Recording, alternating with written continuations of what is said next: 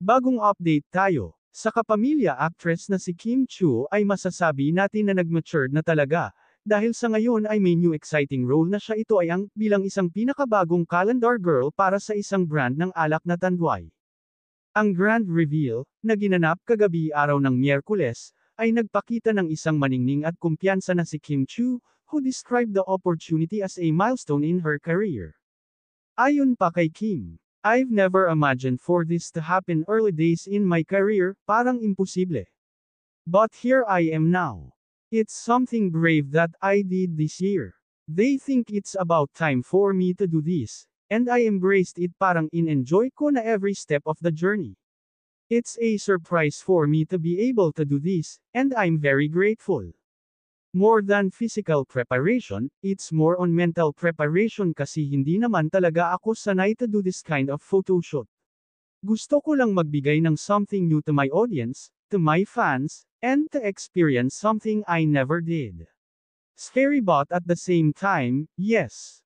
Despite her excitement, Kim Chiu admitted to feeling nervous about the pictorial and photo release. "Lahat, kabado talaga ako," pag-amin niya pa. "Most especially today, nagising ako kaninang umaga, hindi ako nakatulog. Parang 3 hours lang tulog ko. Sabi ko matagal ako matutulog kasi big event tonight, pero hindi rin ako makatulog. Ang dami kong nararamdaman, pero after I performed my number kanina, I was relieved." Kim Chiu also reflected on the experience as one of empowerment and self-love. "We live in a time na everyone's open-minded, everyone is capable of doing what they want," she said. "It's more than just being a calendar girl, it's breaking barriers, embracing your confidence, and celebrating every step of my journey."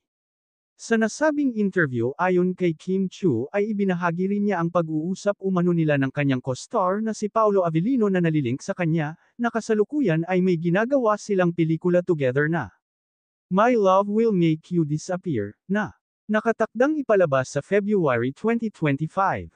Ayon pa kay Kim, nag-congrats siya at nag-good luck kanina. "Sana nakapagpahinga daw ako." Supportive naman siya, in fairness. "Hindi ko palang alam kung nakita na niya yung mga pictures online." At nang tanungin kung ano reaksyon ni Paolo Avellino, napasmile si Kim sabay sabing, "Syempre, proud siya. Siguro. Sana." Ano mga kachika, kita-kits tayong muli sa mga susunod ko pang mga showbiz updates. Please like, share and subscribe. Pakihit na rin ang notification bell para ma-notify ka sa mga susunod ko pang upload. Again, maraming salamat.